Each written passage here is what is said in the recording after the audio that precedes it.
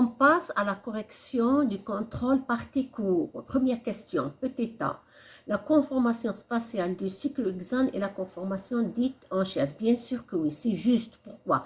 Parce que dans l'espace, le cyclohexane le plus stable est des conformations chaise.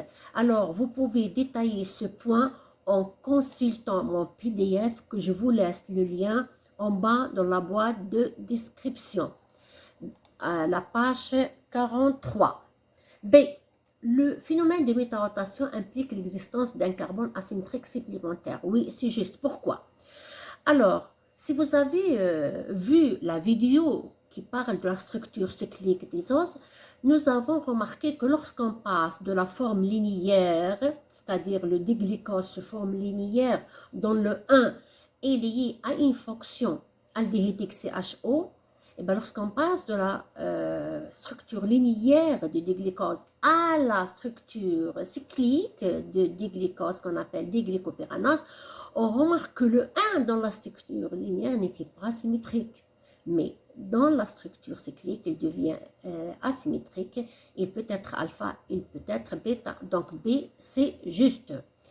C. La formation d'hémiacétal implique que la fonction réductrice a établi une liaison avec un alcool. Bien sûr que oui, c'est juste. Pourquoi? Parce que dans la liaison aux idées, regardez, faites attention. Je ne parle d'oside que si le OH hémiacétalique est engagé avec l'une des autres fonctions du deuxième os. Donc, je ne peux pas avoir une liaison osidique entre le 2 de la première molécule et entre le 2 de la deuxième molécule. On ne peut pas avoir des osides comme ça. Pour avoir un oside disaccharide ou trisaccharide, il faut que le OH hémiacétalique soit engagé avec l'une des fonctions alcool du deuxième os. Donc, C, c'est juste. D. La loi de Biot est une loi additive. C'est-à-dire que le pouvoir rotatoire d'un mélange est la somme des pouvoirs rotatoires des composés qui constituent ce mélange. Je vous donne un exemple. Supposons qu'on a un mélange qui contient une molécule X et une molécule Y. Quel est le pouvoir de ce mélange? Vous dites le pouvoir du mélange est égal au pouvoir rotatoire de X plus le pouvoir rotatoire de Y. C'est juste donc D. Et aussi, je rappelle que vous pouvez consulter ce point concernant le pouvoir rotatoire dans mon PDF, page 25. La deuxième question. Mais avant, je dois rappeler que tout ce qui est au jaune, c'est les réponses justes. Donc, si je passe à mon tableau pour la question 1, A, B, C, D, je dois les cocher parce que ce sont des réponses justes. La deuxième question, qu'est-ce qu'elle dit? Elle dit que le glucose sous l'action d'un acide et de la chaleur, peut donner A ou B ou C ou D. Alors, faites attention. Au milieu acide, fort et à chaud, les hexoses et les pentoses subissent une déshydratation interne avec cyclisation. Cette réaction donne des composés furfurales. Cette réaction, faites attention, ne peut se faire que si les oses possèdent au moins 5 carbones. Alors, je rappelle que vous pouvez consulter cette réaction toujours dans mon PDF, page 52. Donc, si on parle du glucose, c'est la réponse B, méthylhydroxyfural. Si on parle dans la troisième question du réponse, c'est furfural. Donc, je repasse à mon tableau. Donc, 2, c'est la réponse B. Et 3, c'est la réponse B. Regardez. Pour 2, c'est B. Donc, avec les glycoses, avec les hexoses, on libère des méthylhydroxyfurfurales. Et avec les pentoses, on libère des furfurales. Maintenant, on passe à la question 4. Les osazones permettent l'identification des os. Bien sûr que oui. D'accord? B. 3 moles de phényldrazine réagissent au milieu acide à haute température avec les aldoses. Oui, à chaud, hein, on a 3 molécules qui réagissent, mais on a dit qu'il y a seulement 2 qui se fixent, c'est juste. C. 2 moles de phényldrazine se fixent au milieu acide et à haute température, juste oui, bien sûr que oui. D. L'interaction entre une mole d'os et 3 moles de phényldrazine conduit à la formation de 2 moles. Non, non. on ne libère pas deux moles de phénylazone. Même si c'était à froid, on libère une seule. Donc, c'est faux. Donc, pour la réponse 4, regardez, c'est A et B et C. Les réponses justes. Cinquième question. Dans le cas des bases concentrées, le sucre est entièrement dégradé. Oui. Alors, pour 5, toutes les réponses sont justes. Donc, regardez 5. Alors, pour cela, je dois vous donner ce tableau qui englobe toutes les réactions. Alors, faites attention. Alors, si la base est diluée, on a une interconversion. D'accord? On passe d'un cétose à un aldose. Si la base elle est concentrée, la molécule elle est dégradée, elle est dénaturée. Si l'acide est dilué, eh ben, les oses ne réagissent pas à un acide chlorhydrique. Lorsque je fais l'hydrolyse, je coupe la liaison oxydique. Mais le glucose, par exemple, ou fructose, ne sont pas dégradés. Alors qu'en acide concentré, il y a déshydratation. Donc, si je reviens à mon cours et à ma cinquième question, A, B, C, D sont justes. Donc, je vais voir 5. Donc, A, B, C, c'est juste. Alors, sixième question, la liqueur de Feeling se déroule à chaud au milieu alcalin. Ben oui, c'est juste. Et toujours, je vous conseille de consulter mon PDF. Toutes les réactions sont bien écrites et bien détaillées.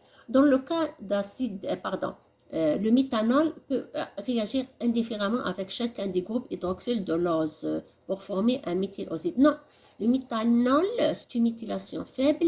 Elle ne touche que l'hydroxyde porté par le carbone anumérique. Donc, le méthanol ne réagit pas avec chacun des hydroxyles. Ça, c'est faux. C. Les liaisons oxydiques sont stables au milieu alcalin, bien sûr. Au milieu alcalin, la liaison oxydique n'est pas coupée, n'est pas hydrolysée. Elle est coupée et hydrolysée seulement au milieu acide. Les liaisons oxydiques peuvent être hydrolysées à chaud au milieu acide, bien sûr que oui. Donc pour C, la question 6, eh bien, c'est A, C et D qui sont justes. Avant de passer au reste des questions, revenons à la question 6. Et précisément à la réaction du Feeling. Je rappelle que la liqueur de Feeling, c'est un réactif, c'est un produit. Initialement, sa couleur est bleue. Si votre ose, faites attention, votre ose, votre oside, possède sa fonction réductrice libre, et bien cette couleur bleue devient rouge. Donc, la liqueur de Feeling aussi identifie est-ce que la fonction réductrice est libre ou liée. Bien sûr, la réaction est réalisée à chaud et transforme les ions cuivre 2 en cuivre 1. Pour mieux assimiler ces informations, on passe à un exercice. Alors, qu'est-ce qu'il dit l'exercice? Au cours de la réaction de Feeling, initialement bleu, qui conduit à un dépôt de couleur rouge brique à chaud. Alors, on vous propose 4 réponses, que vous allez choisir laquelle est juste ou lesquelles sont justes. Alors, qu'est-ce qu'il dit l'exercice? L'ion cuivre 2 oxyde l'aldéhyde pour donner l'oxyde de cuivre 1. Ça, c'est juste, on vient de le dire. Donc, A, c'est juste. B, est-ce que l'ion cuivre 1 oxyde l'aldéhyde pour donner l'oxyde de cuivre 2? Ça, c'est faux, faites attention. Mais on évidence la présence d'aldose et de sucre réducteur. Bien sûr que oui. Et l'étudiant pose la question, pourquoi on n'a pas parlé des cétoses? Alors là, je m'explique. La liqueur de Feeling, elle est positive, beaucoup plus avec les aldoses qu'avec les cétoses. Pourquoi? Parce que les aldoses possèdent leur fonction réductrice à l'extérieur. Elle est portée par le 1. Elle est apparente, on la voit. Alors que pour les cétoses, la fonction cétonique, elle est portée sur le 2. Donc, elle est un petit peu cachée. D'accord? Donc, l'étudiant doit savoir que la liqueur de Feeling, elle est beaucoup plus positive avec les aldoses qu'avec les cétoses et bien sûr avec les sucres réducteurs, c'est-à-dire avec les disaccharides ou bien les trisaccharides dans le type de liaison et aux ose, c'est-à-dire ils possèdent au moins une fonction réductrice libre. Donc A juste, C juste. Le test est aussi positif avec le saccharose et je m'arrête là. L'étudiant va dire faux. Pourquoi? Parce que le saccharose est un disaccharide hétérogène non réducteur, c'est-à-dire la liaison oside. Ça, c'est vrai, mais l'étudiant doit continuer la lecture. Qu'est-ce qu'il dit? La suite de la question, si le milieu de réaction est chauffé. Donc, l'étudiant doit savoir si le saccharose est en présence de la liqueur de Feeling et en présence des milieux chauffés, c'est-à-dire à chaud, bien sûr, et le temps est important. Après une demi-heure, eh ben, le saccharose va être hydrolysé, coupé et libérer le glucose qui va réagir avec l'alcool phénique et va donner la couleur rouge brique. Donc, les réponses justes sont A, C et D. Et là aussi, je vais faire une remarque très importante. Supposons au cours de votre contrôle, on vous demande de cocher les réponses fausses. L'étudiant va seulement choisir B. Faites attention. Alors, si on vous demande de cocher les réponses justes, l'étudiant va cocher A, C et D. Alors, faites attention s'il vous plaît. Lisez bien la question, qu'est-ce qu'elle dit. Est-ce qu'on va cocher les réponses justes ou les réponses fausses? On passe à la 7e question. Petit a, les cétoses ne réagissent pas à l'oxydation douce et petit b, les cétoses sont dégradées à l'oxydation forte. Et là, je m'arrête. La question 7 parle des propriétés des glucides. Vous pouvez consulter la vidéo qui détaille et explique toutes les propriétés du glucide. Pour le moment, je rappelle que lorsqu'on parle de l'oxydation, on parle seulement de l'oxydation des aldoses. On ne peut pas parler de l'oxydation des cétoses. Pourquoi? Ben parce que si l'oxydation elle est douce, elle est faible, elle est ménagée, les cétoses ne sont pas oxydées. C'est-à-dire, les cétoses ne donnent pas des acides oniques.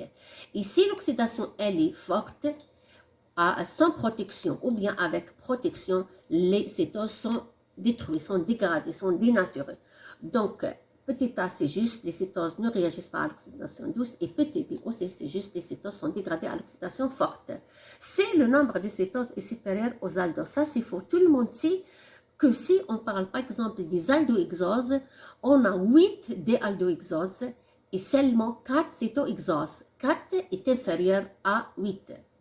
Alors, petit d, les aldoses sont plus réducteurs que les cétoses. Ça, c'est vrai. Pourquoi?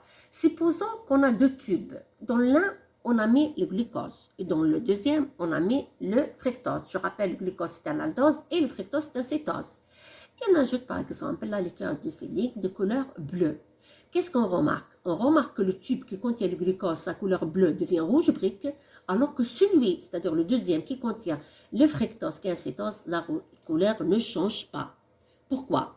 Eh bien parce que les aldoses, et précisément le glucose, possèdent sa fonction réductrice portée par le 1, elle est apparente, on la voit. Donc elle réagit rapidement, contrairement à la fonction cétonique portée par le carbone 2. Elle est cachée.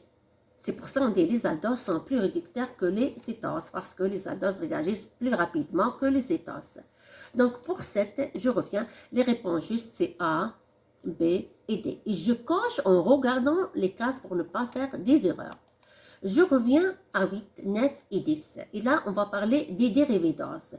Et justement, on va faire ensemble dans les prochaines vidéos, une vidéo qui parle et détaille tous les dérivés d'ose. Parmi ces dérivés, on a l'acétine N-acétylmuramique, les acides sialiques, et parmi les acides sialiques, il y a l'acide acétylmuraminique.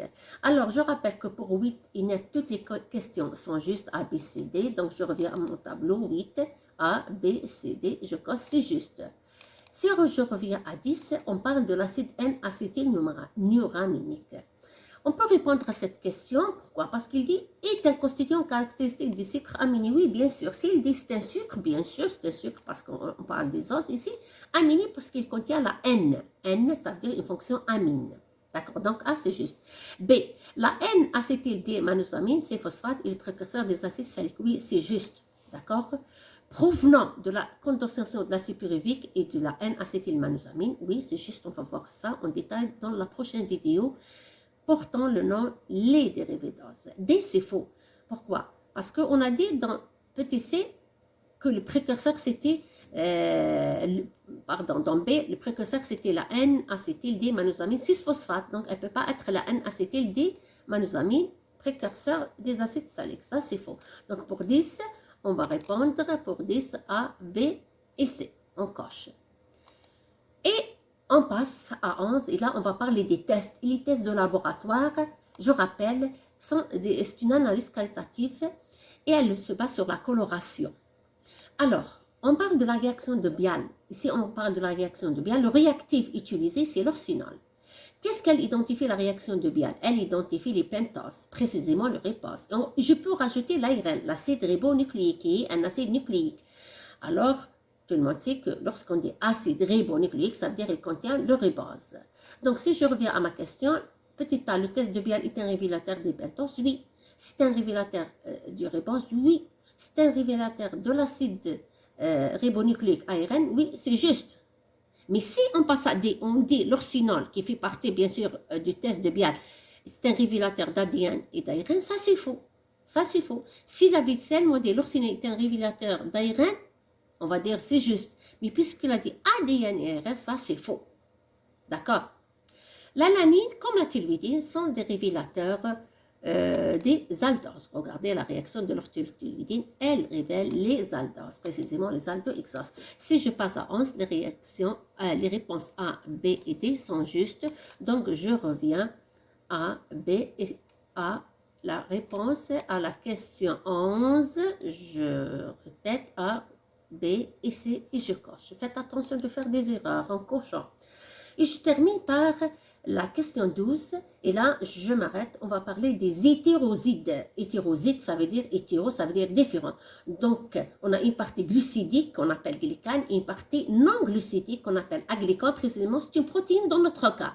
Alors, dans la question 12, on demande la liaison entre la partie glucidique et la partie protéique, fait appel à quelle ose? Et là, je dois rappeler aux étudiants, voilà, on a une protéine, et on a une partie glucidique.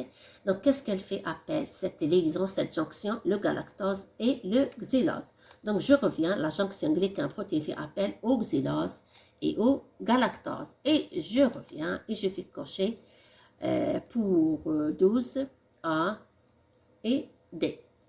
Alors, vous pouvez recharger ce document, il est en bas dans la boîte de description, mais je reviens aux étudiants qui s'intéressent au PDF, mon PDF qui est en bas, le lien il est en bas dans la vidéo qui seulement répond à la question exercice 2 et la partie exercice du contrôle.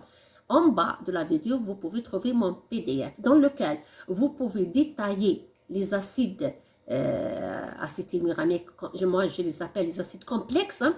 C'est la page 55-56, alors que le test de Bial, c'est la page 53. Et bon courage. On continue avec les questions et on passe à la question 13. Et là, on va parler des GAG, les glycosaminoglycanes. Parmi ces GAG, on parle de CS, le chondroïtine sulfate. Et je rappelle aux étudiants qu'on fera ensemble une vidéo qui parlera et détaillera les différents types de GAG. Alors, je dois rappeler aussi que parmi ces GAG, il y a le chondroïtine sulfate, il y a l'acide hyaluronique, il y a la dermatine sulfate.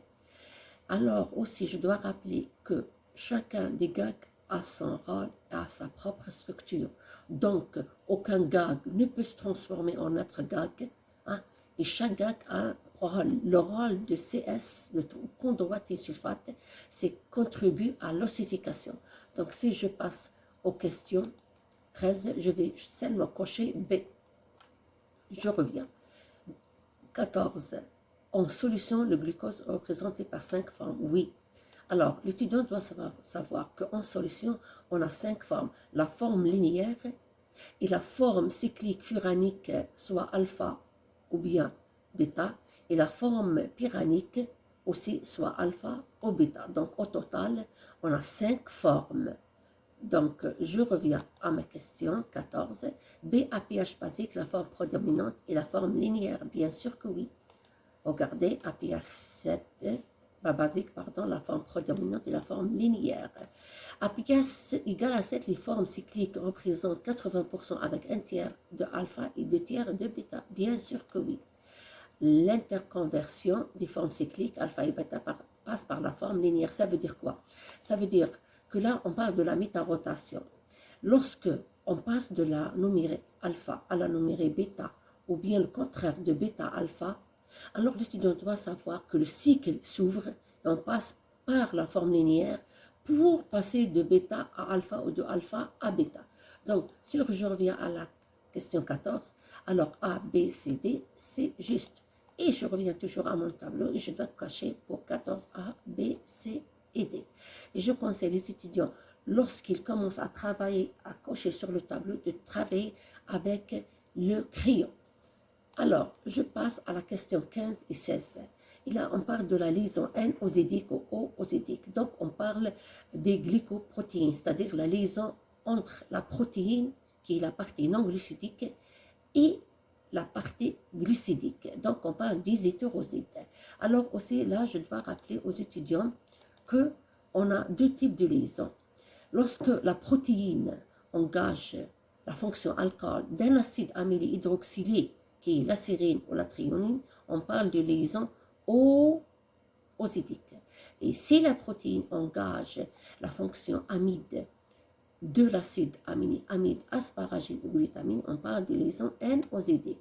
Donc, si je reviens à question 15, la liaison N-osidique se fait entre la fonction pseudoaldéhydique et un acide aminé de la protéine au niveau d'une fonction amide. Oui, c'est juste, on vient de le rappeler. Donc, A, c'est juste.